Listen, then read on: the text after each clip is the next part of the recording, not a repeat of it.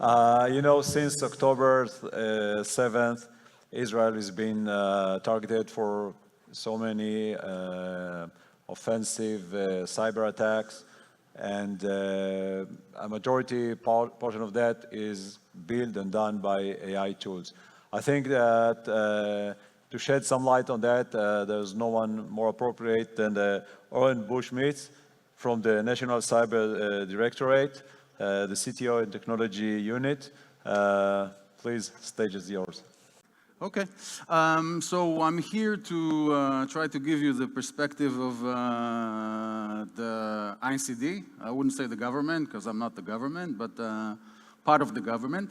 I'm the CTO of INCD. I'm going to talk today a little bit about challenges that we're facing when we're talking about AI, specifically in cyber. And we're examining AI from a lot of different angles. Some of them would end up with a policy, and some of them are going to be, what we do today are actual R&D projects, okay? So I guess I'm going to talk without the presentation. So first thing we need to do is think from INCD perspective about what is AI in cyber. And usually when we talk about AI, it's naturally for people to use AI for certain things, but in cyber it's a bit different. Think, for instance, about the difference between talking about ethical issues and talking about bias which interferes with the way that AI works. So we try to focus on the side of what impacts technology and not about the side that impacts humans. And this is why we talk about cyber as a rule. When we say that we want to deal with cyber, oh, I see the presentation, excellent.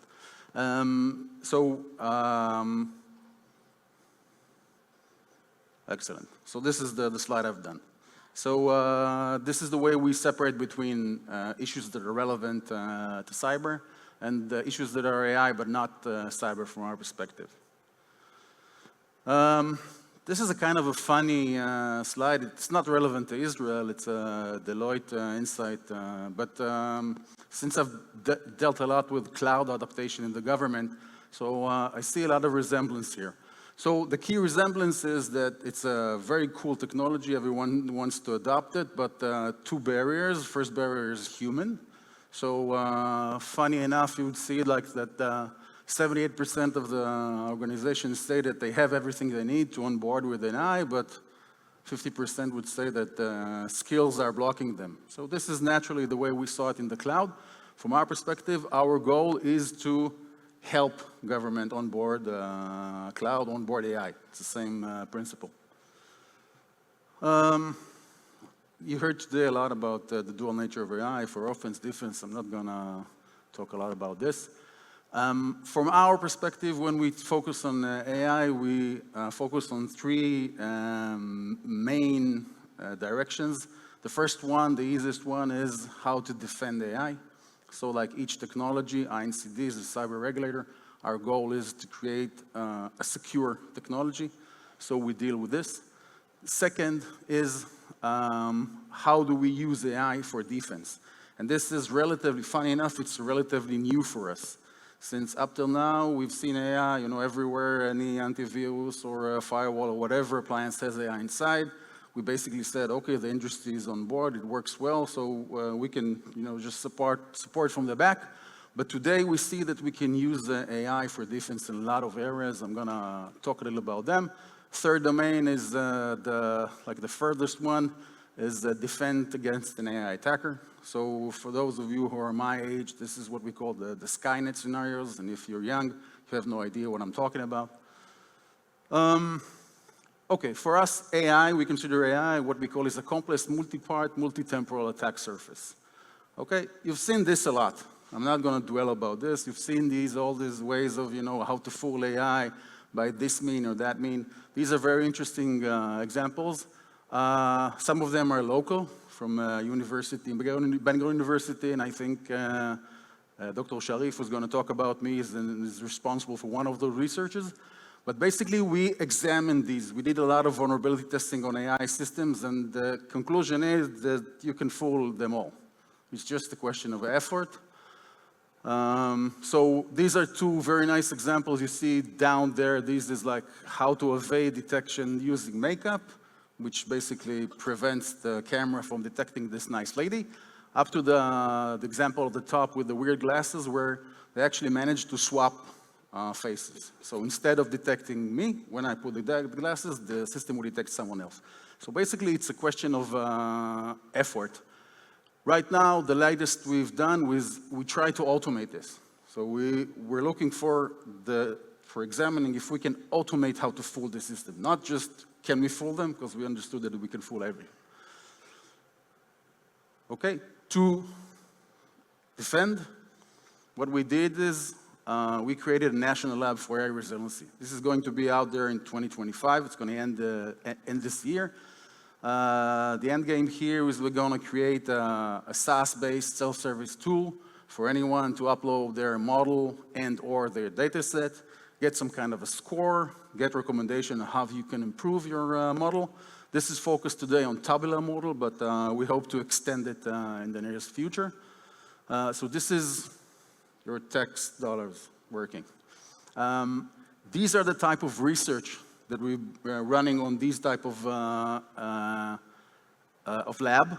So you can see a lot of researchers that their goal is to try to assess the resiliency of the model. Some of them would check if the model can be transferred from white box to black box or vice versa. Some of them would test the data set and so forth. These are all research done by academia.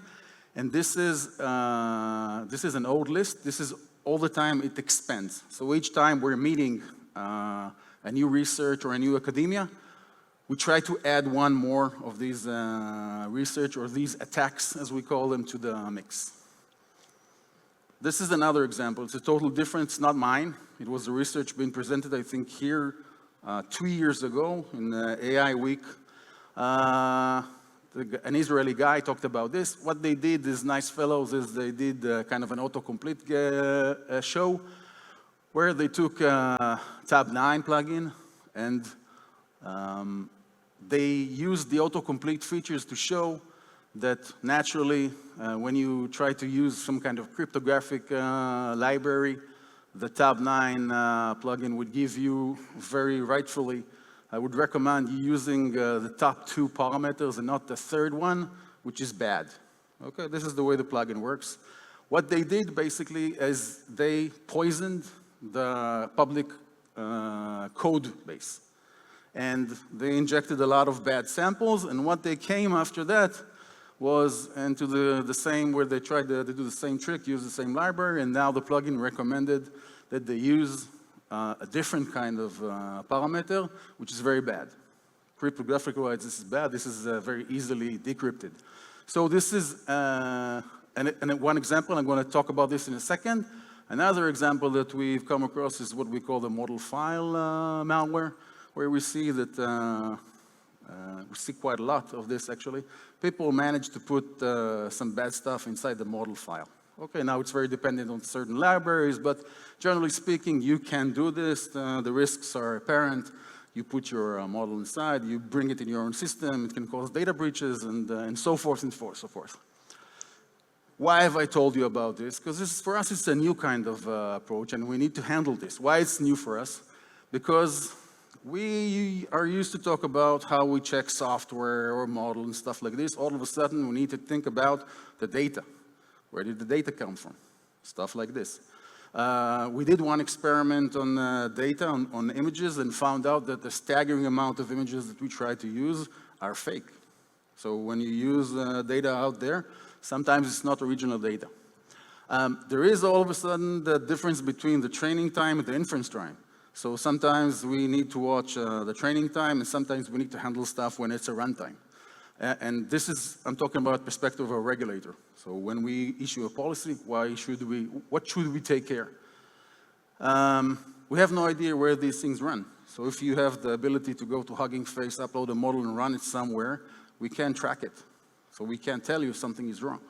And the last, this is the model file malware, we need a new CDR solution.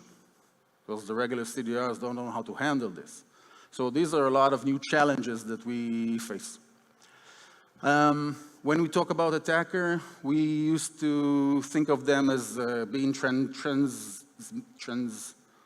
forming themselves from the augmented to the end game, which is, I said, Skynet. So today, we see a lot of these stuff out there. So these are, we call them augmented attackers. We see people using a lot of siloed AIs to create better phishing attacks and create smarter attacks, stuff like this. It's not yet coordinated. It's not yet fully automated, but we think this is the direction. So we're going to see this moving down the road. We're going to see these bad stuff being totally run, managed, and operated by an AI.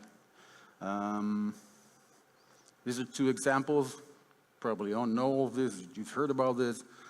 Someone stole from someone a lot of money when this guy was on a video conference call with someone who was supposed to be CEO, so it was a deep fake.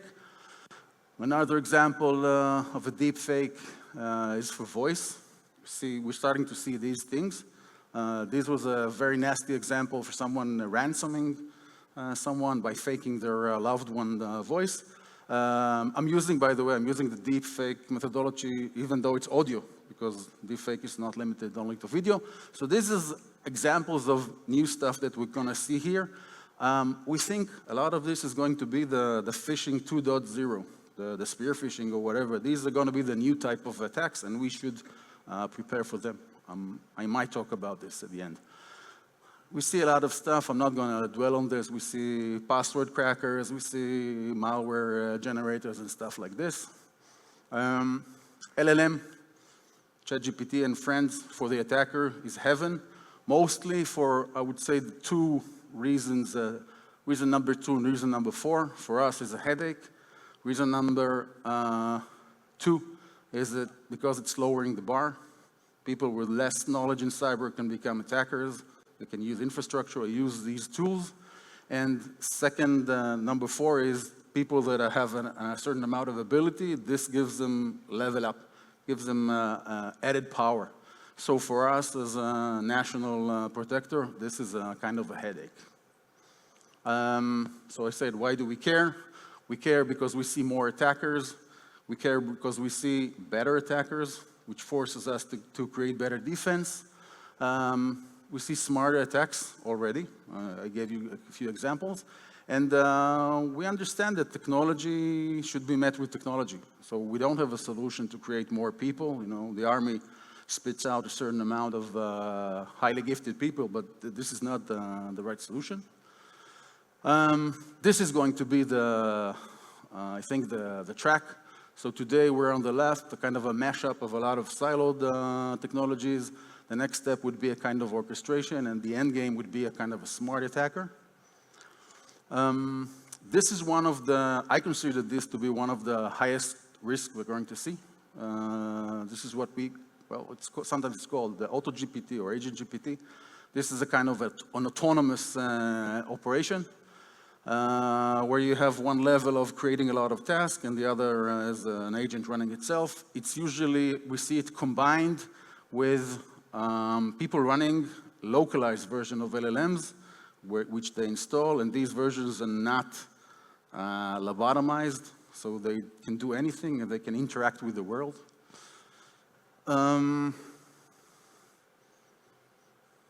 Okay, this is just a train of thought. I'm going to run quickly on this because I'm kind of running out of time. But the same way that we see bad stuff coming with AI, there is, of course, the other way around. We have developed a few of these researchers for helping IR, people doing incident response, helps them with automation, source code analysis. We have project that sort, anomaly detection and encrypted traffic. We do a lot of research utilizing AI for defense.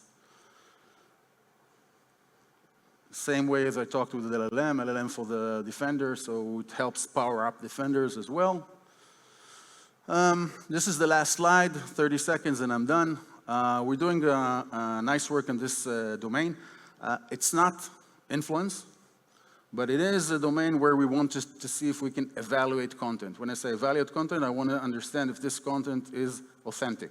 Authentic is a kind of a tricky term. Think of audio for a second. What I want to understand if what I'm hearing right now is a man or not a man. If this is human or non-human.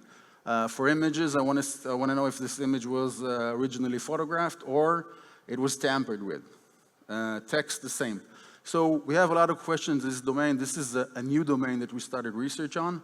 We have some interesting research proposals from Academy, and I encourage you, if you have some thoughts, idea, you want to do something together, this is my mail, and I would be happy to talk to any one of you about this subject. Thank you. Thank you very much. We're hiring, by the way, so